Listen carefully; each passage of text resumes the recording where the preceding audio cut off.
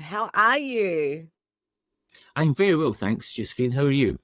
I'm good. I'm good. It's so lovely to have this conversation. We've had a few false starts, a few jump starts around this. So Yeah. it's finally great to have you in the recording studio. And um, I'm really thrilled to have Jim Stevenson on the podcast today. He's CEO of the Bletchley Group, if I can pronounce that correctly. Yep. Been consulting across different stages of organisational growth, strategy, development. But maybe, Jim, in your words, perhaps you could describe what you do and what got you here. What are the main life moments that got you to today? Wow. I hope you've got like 5 hours. This is going to be long. But I'll give you the edited highlights. So what I Great. currently do is Bletchley Group is essentially a strategic advisory and transformation business. We do a lot of fundraising and a lot of M&A as well as part of that. But we help companies. Essentially, we help companies to grow, and we focus on growth. That's across multiple sectors. We're very much sector agnostic. And we are stage agnostic. We help small startups. We help big billion-dollar corporations. I personally find the billion-dollar corporations much more exciting because they're just mad. But the energy you get from a startup is quite amazing. Yeah. But how did I get here? First of all, probably the best description is why I called the company Bletchley Group. Way back in the day, Bletchley Park is where Alan Turing created the world's first programmable computer. And when Bletchley Group started, right? yes, it was used to decode the German Enigma code during the Second World War. But a lot of people haven't heard of it because after the war, Churchill demanded it be kept secret and destroyed it so that the Germans wouldn't know how we won the war, if you like. How we did it.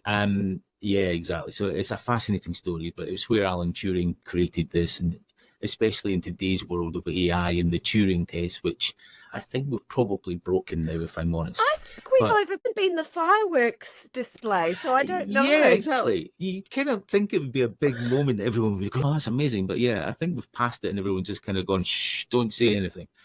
Yeah. But yeah, I created the company called Bletchley Group because I wanted the consultancy to be a technology consultancy, but it had to have a purpose.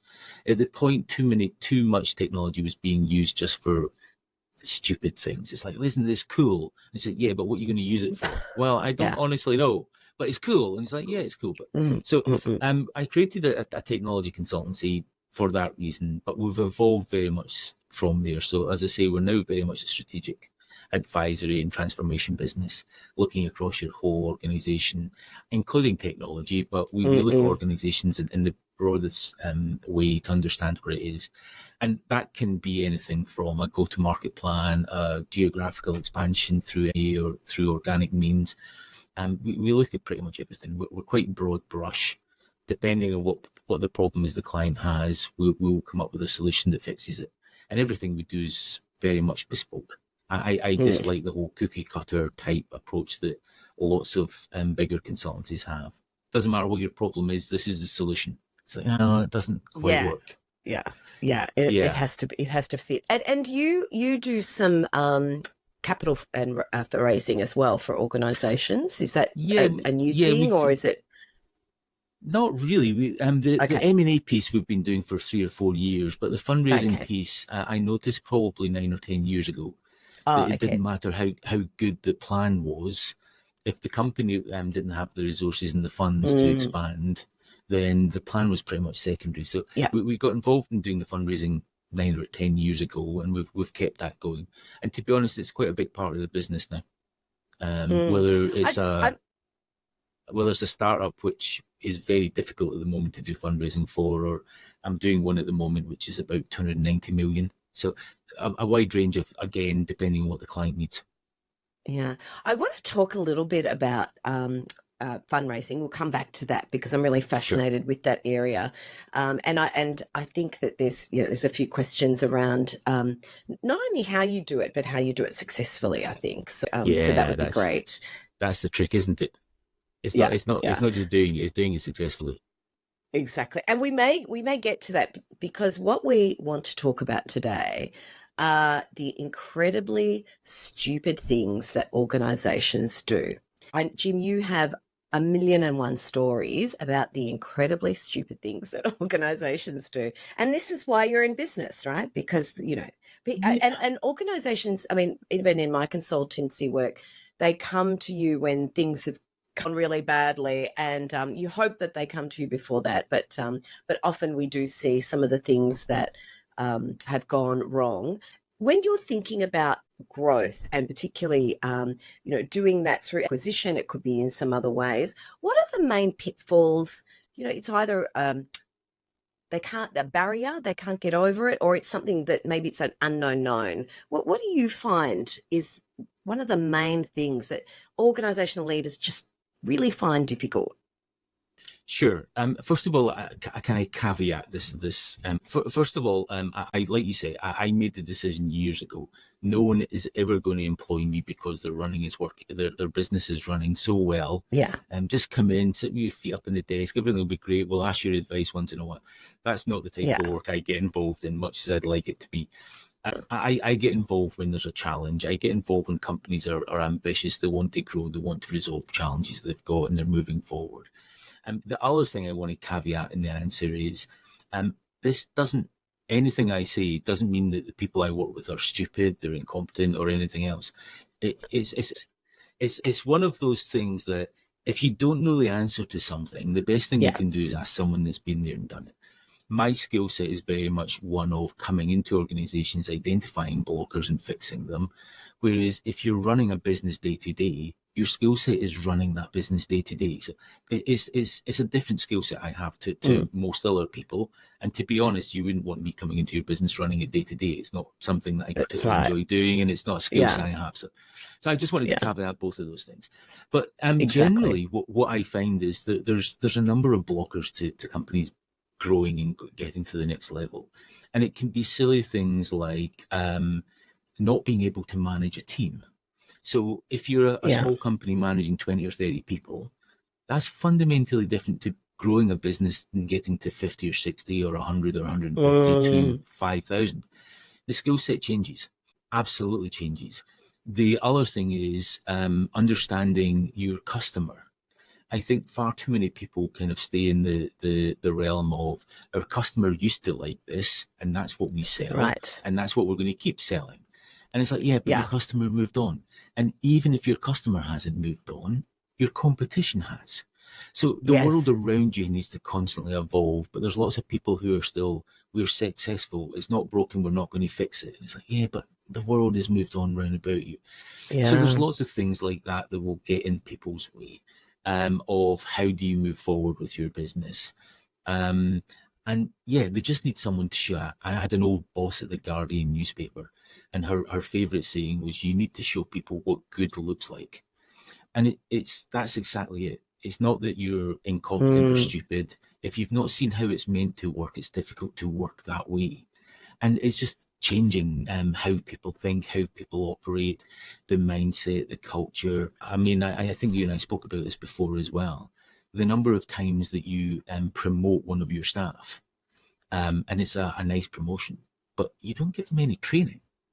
And yes. it's like, hang on. So you're promoting someone because they're good at their job today Yeah. into a job that they've never done before with additional responsibility, additional Mm, mm, challenges, and you're not going to give them support to help them get through. You've got to they've got to figure it out themselves. Again, another blocker is like, build your team, but build your team and set them up to be successful. Show them what good looks exactly. like. Help them Yeah. understand it. Move forward. So it's things Yeah. like that that are very, very Mm, common across all yeah. businesses, regardless of the sector you're in. Yeah. And I love that, Jim, because my passion, my mission is to have leaders really have that team technology in their hands. So that's that, I'm really resonating with that because I think if we want to make an impact anywhere, you've got to start with team. It's really, there. And I agree. I see so many teams failing because of lack of capability, lack of direction is the other one as well. So, Yeah. I mean, you've got to have the basics in place, and a good strategy and good communication so everyone knows what they're doing and where they're going and how things are happening. But yeah, it's a combination of a lot of things and getting those to come together for you and your organization. But I very often tell my clients there is very little point in hiring someone new. I personally never hire someone, hire a team, because the power Yeah. of a team is so, so powerful. If you Yeah, I hire love that. someone new into an existing team, the team doesn't become more productive. They become more dysregulated as they're going forward. They're Mm-mm. figuring out new ways of working. They're figuring out how that new person fits into the team dynamic and where their skill set fits.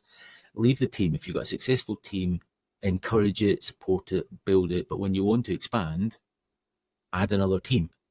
Hire 2 or 3 people. It doesn't have to be 10 or 15. Hire 2 or 3 people Mm-mm. and create a new team, give them a new responsibility, and allow them to find their own module or their own flow as they go through the organization. Mm. And particularly when I think organizations are either, have an aspiration for growth or are in growth stages, because there's so much uncertainty and ambiguity in growth. And maybe you want to talk about that. We can have a plan, but there's a lot of ambiguity in terms of where you're actually going to land. And we know from the research we do that teams are better at dealing with ambiguity just because you've got that collective effort as well. One person usually just from a cognitive overload, emotional overload point of view, can't manage all of the future scenarios that might happen, as well as the problem of running the maybe day to day, because you're Yeah. going into the future, but you're also having to run the day to day. But teams can do that. Yeah, I love the power of teams for those very reasons. I mean, it is easy to see at the moment. The US military had an acronym called VUCA, and it was for volatility, uncertainty, complexity, and Mm-mm. ambiguity. And I would argue every business in the world is currently in that world. It's Yeah. just that we don't know what's happening in the Middle East and Ukraine and supply chain, and China's having Cold War arguments in the South China Sea. And you look at the world, and we're in a very, very uncertain world today. So if you've a business of any size, you don't know what's happening to your supply chain. You Yeah. don't know what's happening to your foreign exchange. If you've got multiple offices in different countries with different currencies, we all live in this world. And teams can cope with this. Individuals can't. And it's not because you're a bad individual, it's because you've got a limited bandwidth. A team will flex. A team will prioritize. A team will drop something that's not important this week and pick it up again next week, because they've got that flexibility, they've got that understanding. And a high performing, a team that knows everyone's skill set, they know their pros, their cons, they will do it without even talking about it. It will just instantly happen. Yeah. So in this world of complexity of the VUCA world, giving a team an objective. Don't give them a task. Tasks are horrible. Yeah. Give them an objective and say, this is what we're trying to get to, guys. Yeah. They'll accommodate everything else. They'll accommodate someone being off ill. They'll accommodate someone going on vacation. Yeah. They'll accommodate a supply chain problem. They'll accommodate changes in your customer behavior. Yeah. They'll accommodate all of that, and they'll just make it work because they're very clear on what that objective is. And they've bought into it, and they feel like they're empowered to make these things happen. Teams work. Teams always work. That's if you have those conditions, those high performing conditions where you do have, everyone feels like they have each other's back and they're contributing. There's a level of autonomy in the way they're contributing. Yeah, absolutely. I agree. Completely. It seems so simple. Yeah, but that's the job for me of leaders, whether you're the CEO or a chief operating officer, or a vice president, or you're a smaller business and you're the managing director in your business. Your job is to create that environment. You can't do the work of 10 people. You can't do the work of 50 people. Your job is to create that environment to allow other people to operate and be successful on your behalf, and allow them to go on with it. I can't remember. This is probably a very Scottish saying, so I'll apologise. But we used to say in Scotland, you don't buy a dog to bark yourself. Okay. Did that come over? You don't buy a dog and bark yourself. Explain it. It means you don't get a dog and then you do what you've got a job. So you don't employ someone and then try and do the role for them. So and how often do we see that? Yeah, it's just all the time. And it comes, for me personally, Yeah. it comes down to a lot of management, middle management mainly, Mm. who are lacking in confidence. They've not been trained in their Yeah. own job. They've not been given the support they need in their own role. And therefore, when they start hiring people below them, they feel like they've got to kind of be seen to be all knowledgeable, all Yes. competent, and that's just not helpful. It's you need to Mm-mm. build this environment. Your job is to build an environment to allow other people to be successful, Yeah. and their Yeah. success becomes your success. Yeah. And Jim, when you're, I love that advice, don't hire a person, hire a team.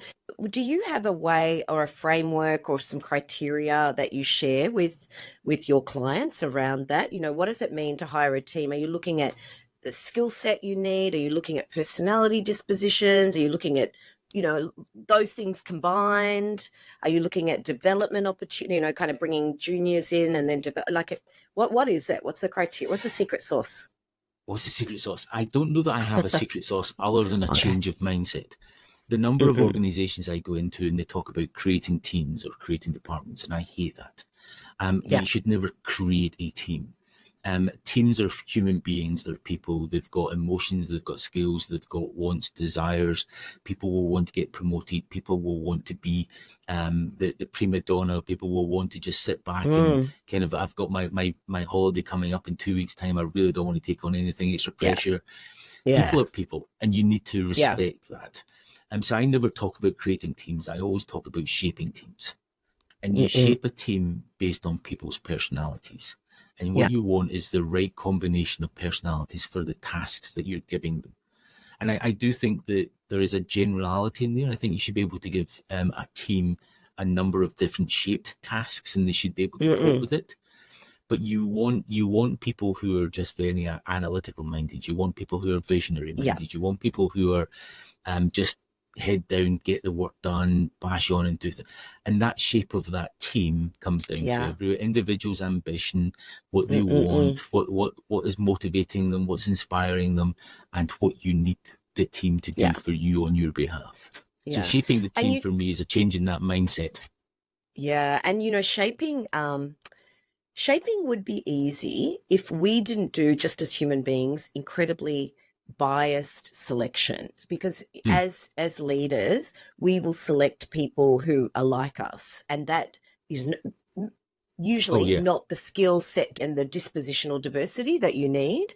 And so it's about overcoming that bias. So this is where you step out of the realm of being driven by the unconscious. You got to be aware, I step out of that. Yeah. I'll tell you about the best hire I've ever done in my life. Mm. I worked at The Guardian. I was kind of part of the team, so I was much more an Yeah. interim. And I was hiring for a bunch of people. I think the team I worked with in The Guardian, we took from 70 people up to 170 people. So we Right. hired a ton of people. And I was hiring for several people within a planning team. And I kind of interviewed everyone. I was kind of looking at the last kind of bits of who did I want to hire and offer jobs to and things. And this one recruitment guy, he was just a pain. He just, was so annoying. And he said, "You've got to speak to this lady. You've got to speak to this lady. You've got to speak to this." And I'm like, seriously, I've been there. I've done it. I'm over it. I'm no, that was 2 weeks ago. No, you've got to have him.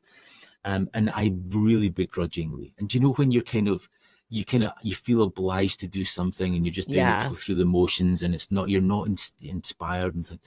And I can, okay, just to get you off my back, I'll speak to this Yeah. woman. Yeah. And I spoke to this woman, and I was blown away. So much so that when I left, I promoted her into my old role, and Oh wow. she was just amazing. But it started off with the bias, the preconceived notion that I'd been there, done it, I didn't want anyone else, and You yet don't need anyone else. I don't Mm-mm. need anyone else, and yet it was probably the best hire I've done in my life. Yeah, interesting. Yeah. And you know, this is the role of good recruiters too, to keep pushing you know, some of those edges as well, Yeah. because we know all the psychological research really clearly shows that diversity leads to better performance. And I would love to say that there's really good research that says having lots of different types of diversity is good for teams, but too much diversity can actually derail a team. Yeah. But what you need is, in particular, is cognitive diversity. you need different ways of thinking.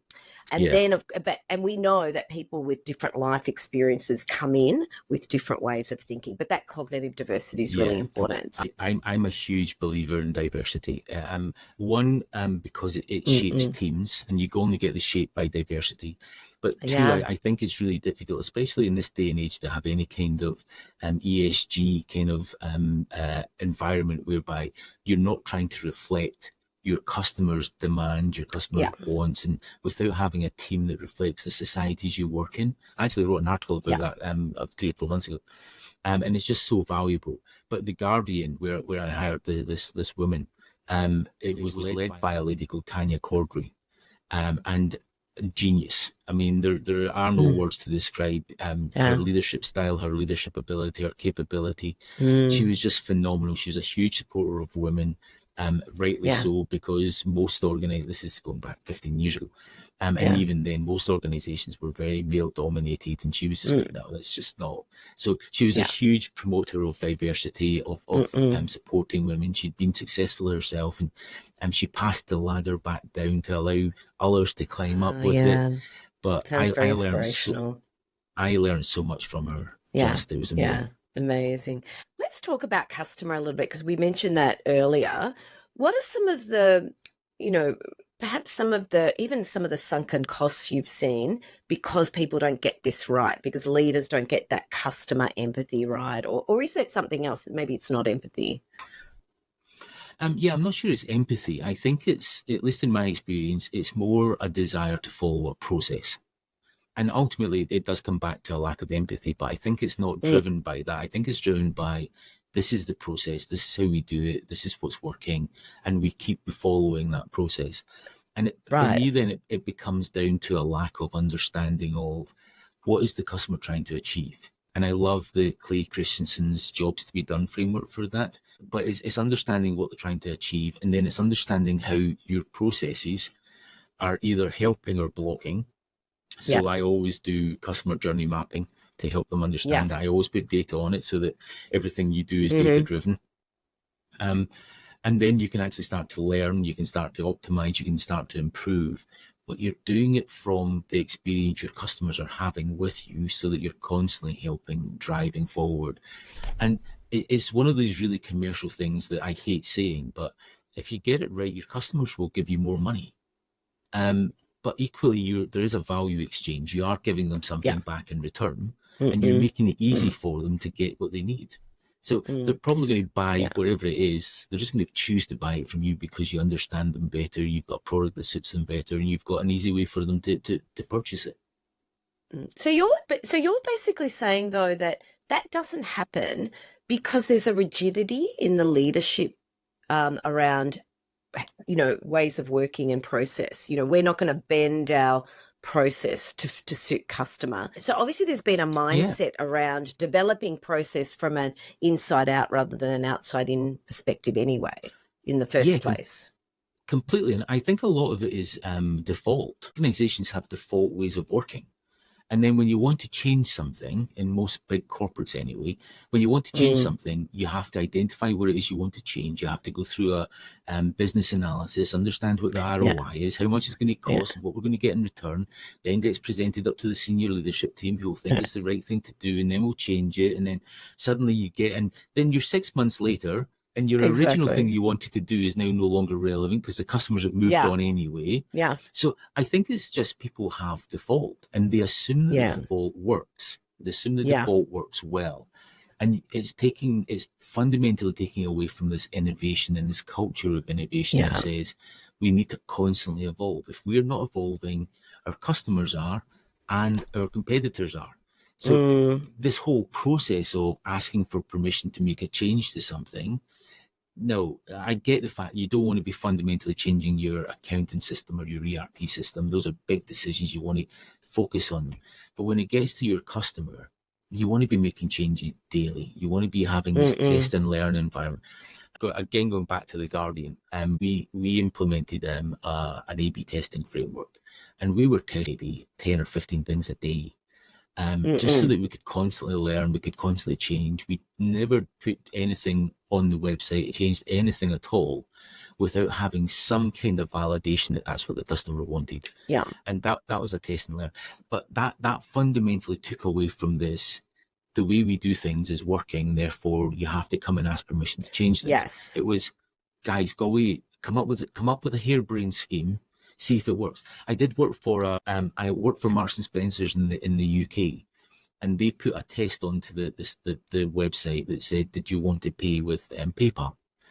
And at the time, the cost of paying by credit card or debit card was 1.2%.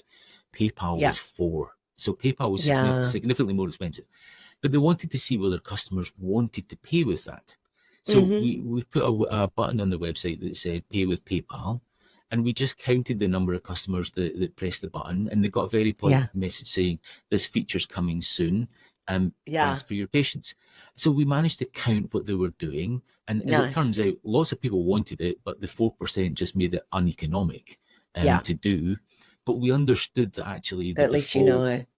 The default wasn't what was working for them, so we needed to keep that in mind whenever we were making decisions. Exactly. I agree. And you know what it is? It actually comes down to a continuing curiosity, almost being customer obsessed, a continuing questioning, because that innovation culture or entrepreneurial culture comes from that openness to say we can do it differently and or better. Because sometimes differently isn't better; it's just different. Yeah, right? no, completely. But we need to keep questioning. We need to keep questioning that. I often go back to, I think it was 1997 when Jeff Bezos sent his shareholder letter out. I mean, he does it every year. He did it every year. But 1997, he sent one out. And one of the lines on it, and I have it highlighted. I have a PowerPoint presentation, and I have it there, and I have it all highlighted. That's how often I go back to it. But it says, we will continue to focus relentlessly on our customers. And I love that phrase, relentlessly focus on our customers, because that's what you need to do. Everything you did yesterday was good yesterday. There's no guarantee it's good today. There's just no guarantee it's good today. So relentlessly focus on your customers. And that's where the money comes from. And that's how you get paid. Exactly. And, a lot of teams who work in the back end of the business, so maybe they're not facing a customer, that's a really big mindset shift for them. I did a lot of this work with teams in Telstra when I was in Telstra Operations, which is the back end of Telstra, to kind of get those teams to really understand their line of sight through to the customer, because they weren't seeing it. But once we actually created that mindset. It was amazing work. It took some time. Lots of tens of thousands of people creating this mind shift. And once we saw that, people suddenly switched into obsession. Then suddenly everything was about the customer. And we almost went on the other side, but it was a really, good problem to have then, because everyone was then saying, well, we can't do this because, it'll impact that team, and that team who touches the customer in the end. And, but that requires it requires deliberate action. We had engineers, by the way, we used to call them the cardigan wearers, because they were like old school university style engineers back then, and they'd never met a customer. So we got them to go out into the stores and meet a customer and really connect in with how their work connected into that experience that customer was having. And, it's some degrees removed, but it's there.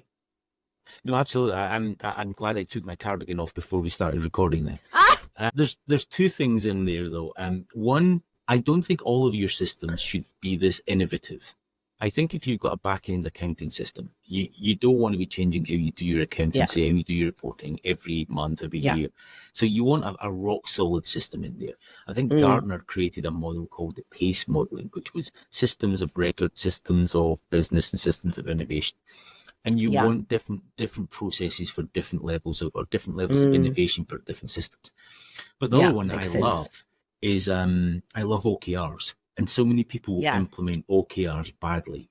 But if you can see your OKR is delivering into this thing, which is then delivering into this thing, which is then delivering this item to your customer, you can see why what you're doing is important, no matter how far removed you are from the customer. You can see how it all cascades up in a big tree into, this is what we're trying to achieve as the organization, and this is my little bit in here, and I'm helping these guys, and I'm helping those guys, and they're ultimately working their way up. Jim, for those people that maybe don't use OKRs, can you do a really quick 101 on what an OKR is? So you've Sure. explained the concept there, but what exactly, what does OKR stand for? What is it? Cool. There's a couple of things in there then. One, an Yeah. OKR is the objective and key result. So it's what's your objective and what's the key result you'll achieve so that you know that you've achieved your objective. And it's very simple. The original plan of the OKR, at least in my mind, was you should never be able to achieve your OKRs. And too many people use it as a way of bonusing. But your OKR should Right. be challenging. It should be driving Stretch. innovation. It should be driving stretch. It should be 70%. But too many organizations use them to gauge bonuses and things like that. And it's like, oh, Right. you failed, you don't get your bonus. And it's just all wrong. It should Yeah. be a way of driving performance. And Yeah. the other thing about OKRs is most people kind of go, oh, it's metrics. No, it's not metrics. OKRs are targets for the future. Metrics Yeah. are a record of what you've achieved. Yes. So it's very simplistic. OKRs drive where you're going. Metrics tell you where you've been. But the OKRs are wonderful because you can set an objective that no one department or no one team can achieve. And Yeah. therefore, you're actually driving collaboration between all of those departments to achieve the key results that will mean you've achieved your objective. And for Yeah. that reason, I find it an amazing way of breaking down barriers, breaking down silos of teams, breaking down the mindset of this is my team and that my team is great. It's like your team's only great if you work with these other three teams and Yes. collaborate to achieve this objective. So Yeah. it kind of helps collaboration, it helps the mindset, and it's a really good way of driving performance and the objectives that you have as a company. I really like that because I've seen OKRs used, perhaps not so well when they have been turned into metrics. So you're right, Jim. I think that's one of the real derailers of that original system. And this is the thing in organizations. Again, we always take a system and then we apply it incorrectly or we apply it to something else. And but yeah, I like that. I like that distinction. So in organizations that you've worked with, do they maintain a metric system and an OKR system? Do they do both? Because I find that can be confusing for leaders sometimes. But you've seen that work okay? Yeah, no. Anytime I implement it, I'm always very clear that the OKRs are for driving performance, and the metrics are what's in your dashboard. So what you tend to find is your product team, your customer service, your market team, they're all the ones that are setting the OKRs. The leadership team are setting the OKRs for where you want to get to as a strategic device. And then you tend to find that it's your finance team that come up with the metrics and produce a dashboard and report what actually happened. So two very different things. What one is for at least for me, one is the organizations, the teams within the organization driving it forward and setting the strategy and the objectives, and then the finance team, whether they like it or not, they're the guys that come up at the end and say, "This is where we actually are. This is what we've actually achieved," and they're the metrics. They're the dashboard. Yeah. Jim, let's talk a little bit about growth. And so you've done a lot of acquisition work or assisting organisations with M&As. You were talking about having 10 years of experience in capital raising. What are some of the some of the pitfalls you've seen there and successes you've seen there? What comes to mind in terms of something maybe a really good news story and one that didn't go so well?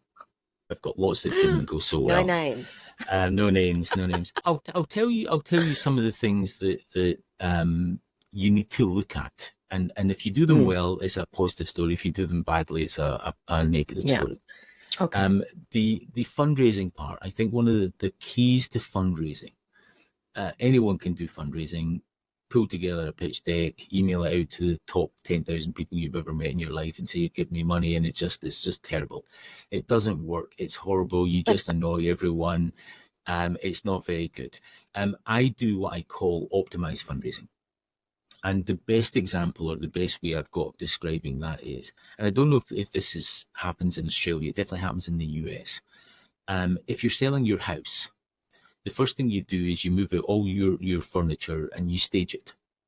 And the reason you stage it is that, and this doesn't apply to you, but it's the best example I have. If you're a single man in a 3-bedroomed house, chances are one of the bedrooms is a games room and the other has got a pool table in it or something like that. Yeah. A 3-bedroom house, you're targeting a small family. Yes. So you having a pool table in one of the bedrooms doesn't help you sell that house. So moving your furniture out, staging it for the target audience you have, doesn't fundamentally change the house. It doesn't change any of the walls. You've not physically changed the structure, but you're presenting it in a way that the target audience you want to buy the house will see themselves in it and they will buy it. And it's exactly the same when you get into fundraising, why I call it optimized fundraising. We don't want to change your business, but what we do want to do is highlight the bits that an investor would want to invest in, show them the opportunities for being there, so that when we send it out, we never send it out to 10,000 people. We send it out, 20 or 10 or whatever the number is. We very much do it. But it's that targeting, and it's the targeting to make sure that what you're presenting to them is something that they would want to invest in. And that's how you become successful. You stage your business in the same way as you would stage a house, to present it in the best way forward and going forward. And it's understanding, again, it's kind of understanding the customer, understanding the person you're trying to influence. Yeah. Yeah, and there's a lot of strategy work that goes on before you get to that point round about who would you want to invest in your business? How big is your business? Do they have to have deep pockets, or are you just looking for this round and then you're good?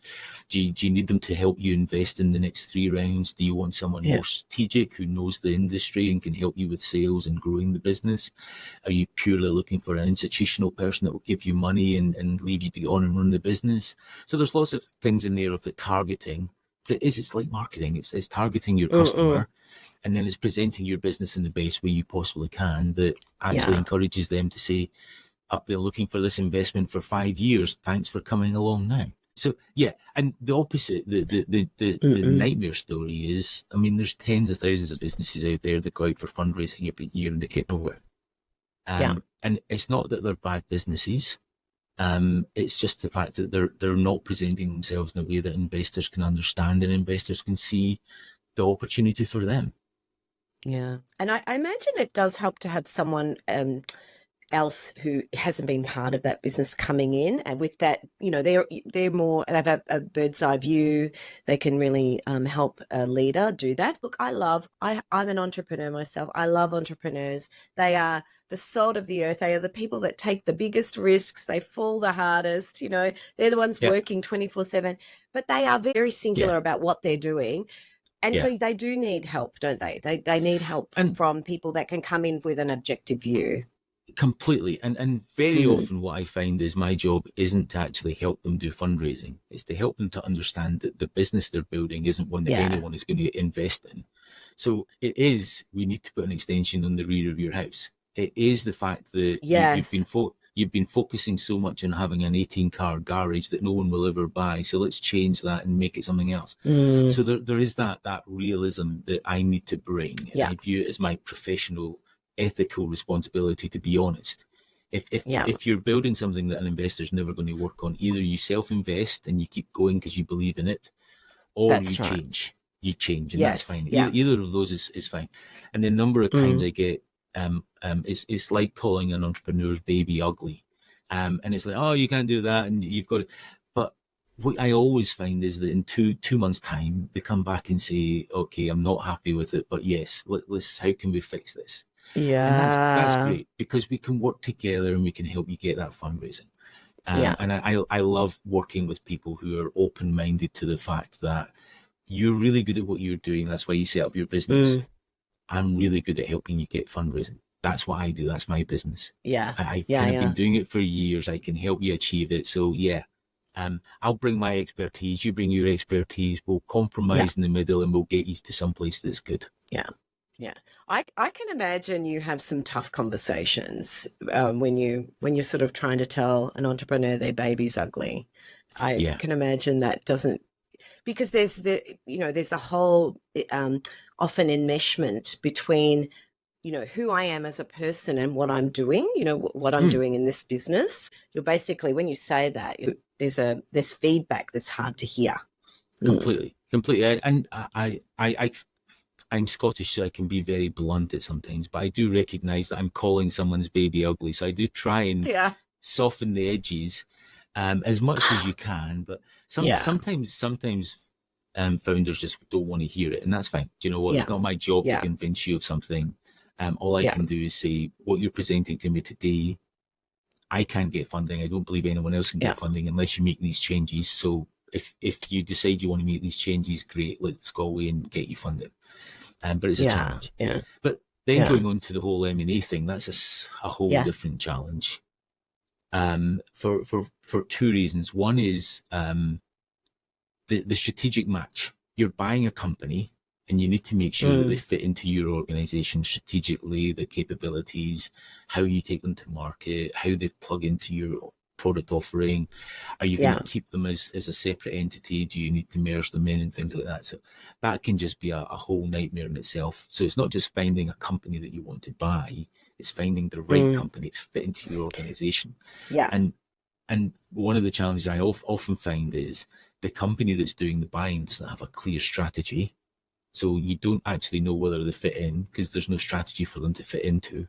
And the company you're buying, because they've been setting themselves up to get sold, they've taken their eye off running the business. So their focus is getting sold. So they're no longer running the business. So whatever revenue they had last year, this year's going to be less because they've not been focusing on it quite as much. Exactly. So bringing someone like me in to help them sell helps because they can keep running the business and I can go away and do that other work for them. There's the two sides to that. There's the company buying doesn't have the strategy and therefore they're acquiring something that they don't quite know how it fits into their strategic objectives.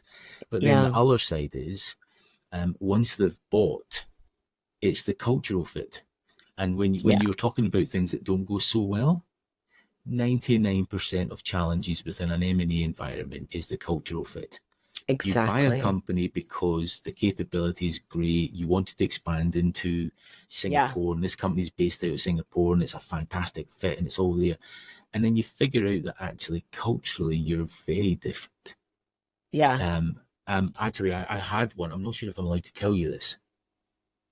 I won't mention the name, but I worked for a drinks company, and they bought a really, really fantastic drink. A vodka actually. They bought it. They paid 82 million. It wasn't cheap. It was great. It was a small brand. It was a small company. Well, great company. But the company's marketing that they bought, their marketing was all about extreme sports. And they would take the top 500 barmen who sold the most of their product, they'd take them and they'd do wild water rafting and things like that. And it was fantastic. Oh, wow. But turning them into, kind of... but when you're a small company... Stars. When you're so the whole idea was you went into a bar and you said, "Can I have a vodka and Coke?" And the barman would go back and say brand name and Coke, so that it was always in the head. Next time round, and it was fantastic. It was marvelous marketing. It was a genius company. But when you're a small company taking 500 barmen, getting them drunk and going wild water rafting, no one noticed and it's fine. When you're a global brand, you can't do that. You just can't. So the whole premise of why they bought this spirit company was completely negated because this young entrepreneurial brand was cutting edge and really pushing the boundaries. Yeah. And when you're a big brand, you're not allowed to do that. The lawyers get involved. It doesn't and say, shift. That's not something you can do. And I don't believe they destroyed the brand. In fact, I think they still own the brand and the brand's still there. But everything that made the brand suddenly had to be changed and tailored because actually you were taking this really cool company and put it into an environment that didn't work. Yeah, exactly. So in an M&A world, those are the types of things that you've got to be careful for. Of why you're buying. You need to understand why you're buying. You need to make sure that you can keep those things, those qualities going in what you've bought. You need to make sure that the cultural fit is there for you. So that actually people want to be there. Otherwise, you buy a company 2 years later, everyone leaves and you're left with a company that actually you could have started yourself, employed a whole new bunch of people and see what happened. And it might have been cheaper. Yeah, exactly. So there's a number of challenges in both of those things. Whether it's fundraising and making sure that you're doing the right thing, you're presenting yourself in the right way, you're maximizing your value so that you get there, or if it's M&A, not just the strategic alignment but the cultural alignment as well. Mm. And, you talked about shaping teams.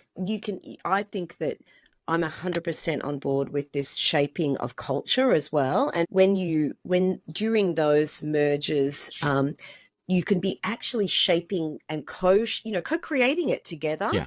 That would be an ideal outcome. And then you're not losing some of that beautiful edge that new organization is bringing in, and then Yeah. maybe making changes where you can. But there are ways to shape culture deliberately. I've done a lot of work using beautiful model, which is based on Hofstadter's research on national cultures, and it goes back decades in social science, but you can apply it to organisations, and that's work that I think.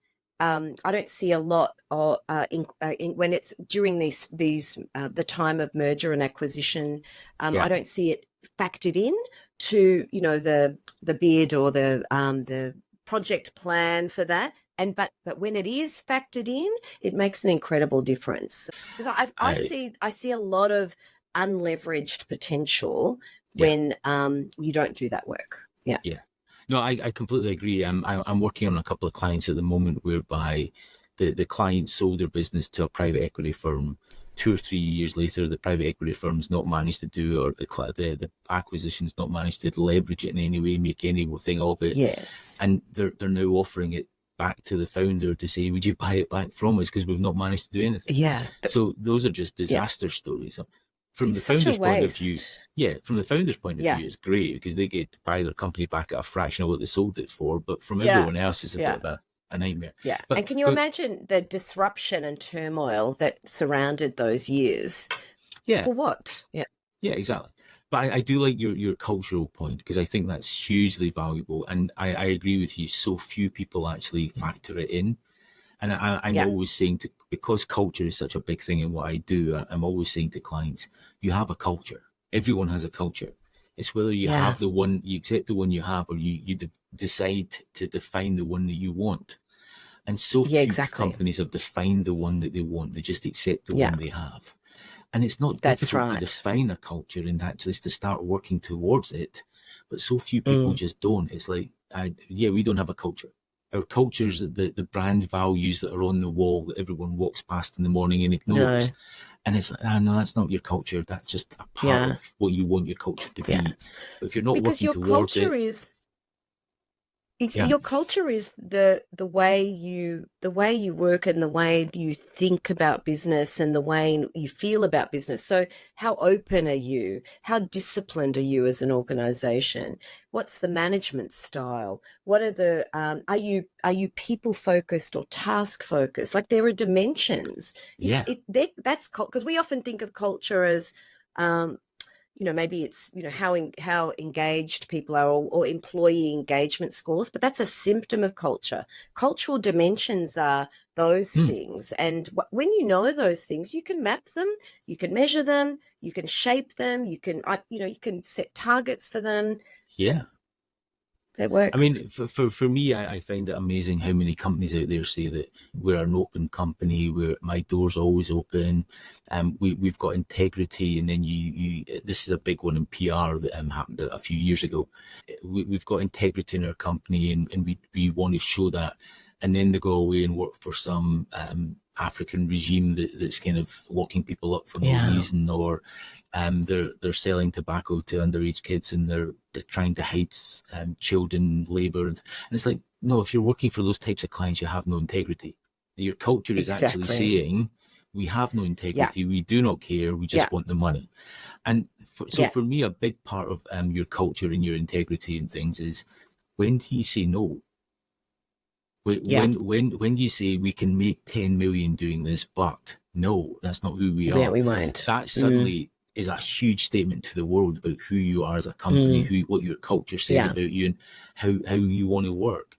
And equally, a CEO or a leader having their open door policy, how often do they allow someone to actually come in and challenge a decision that they've made?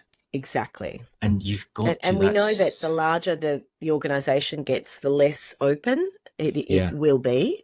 It'll be more, because large organizations will tend to be more bureaucratic unless they're deliberately shaping culture against that, but they'll be more hierarchical. And so, how does this great tech company that's been doing amazing things with 500 people come in to an organization with tens of thousands of people? There's just, unless you shape that culture, it's going to be subsumed into the larger culture that is actually not edgy, not innovative.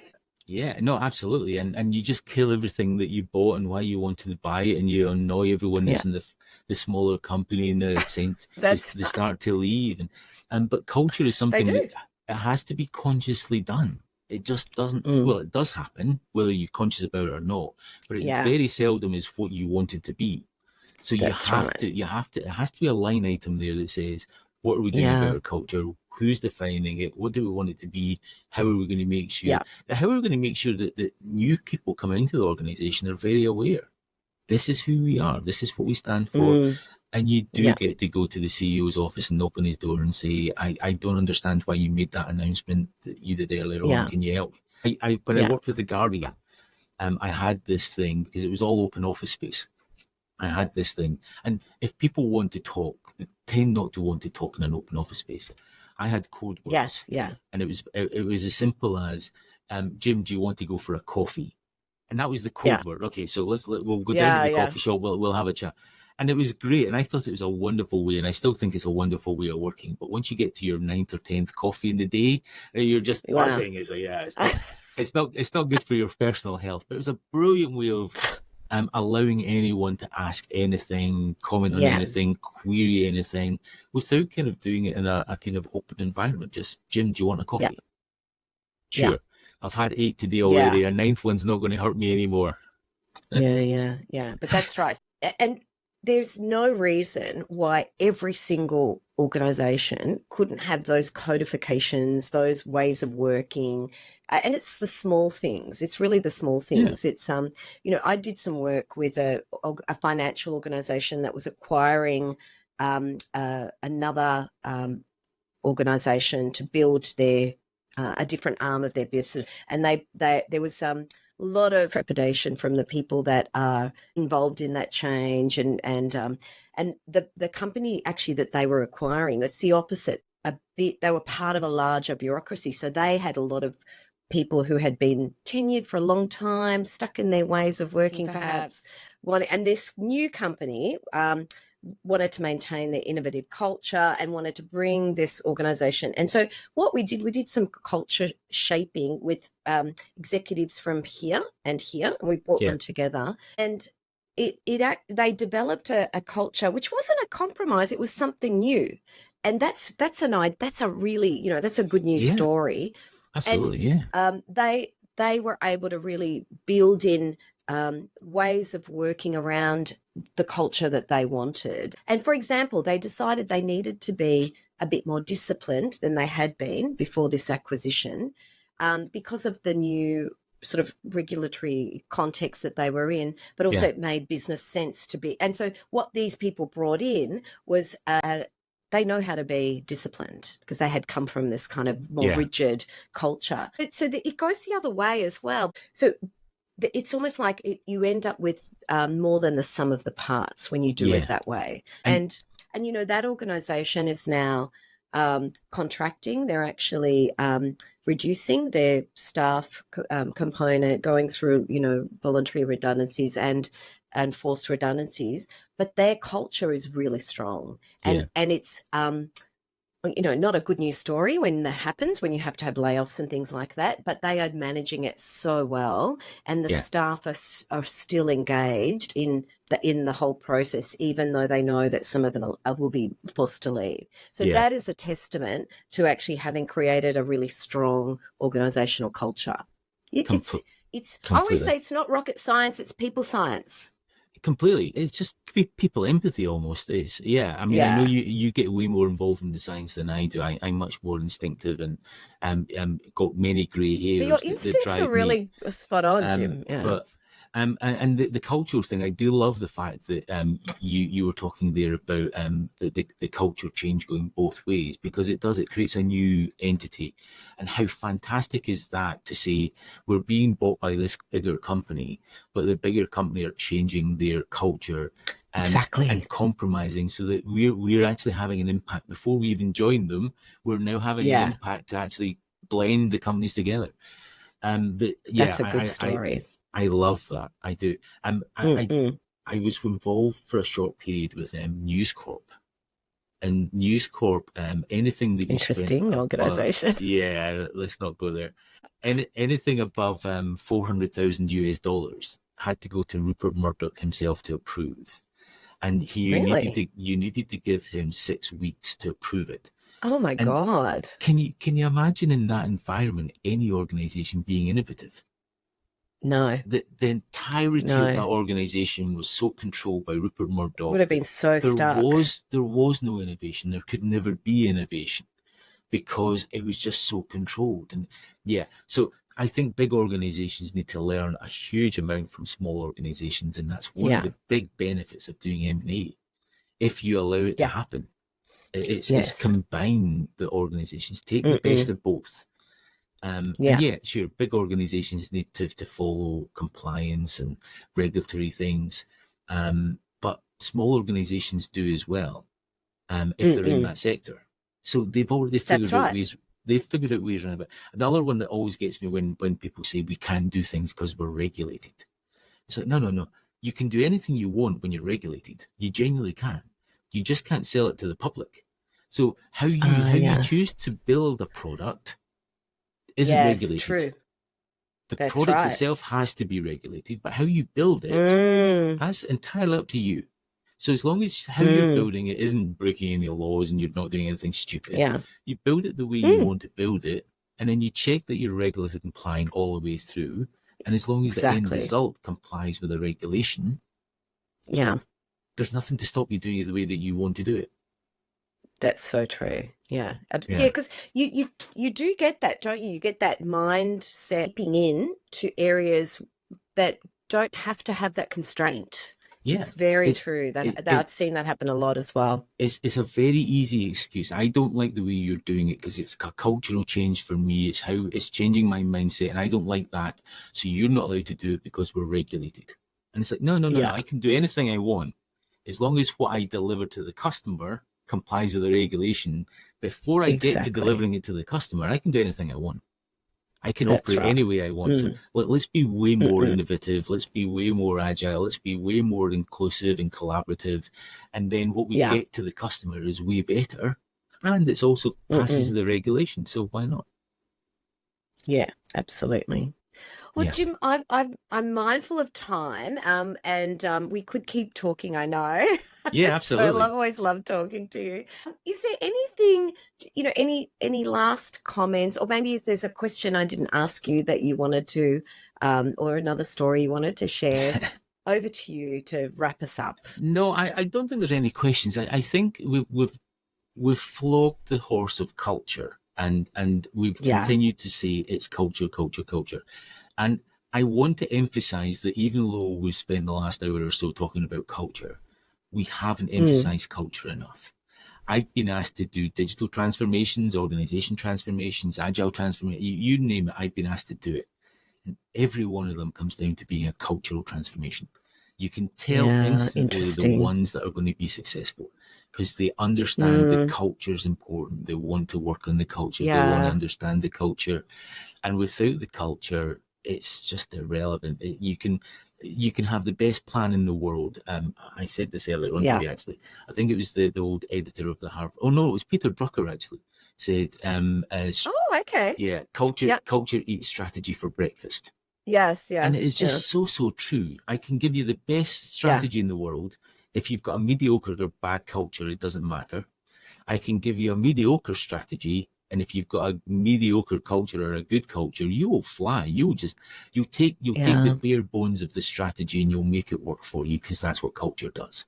And it is just so true. So, although we've spent an hour talking about culture, let's talk another hour about culture, because it is so important. We could do another 8. Yeah, completely. It is just so important.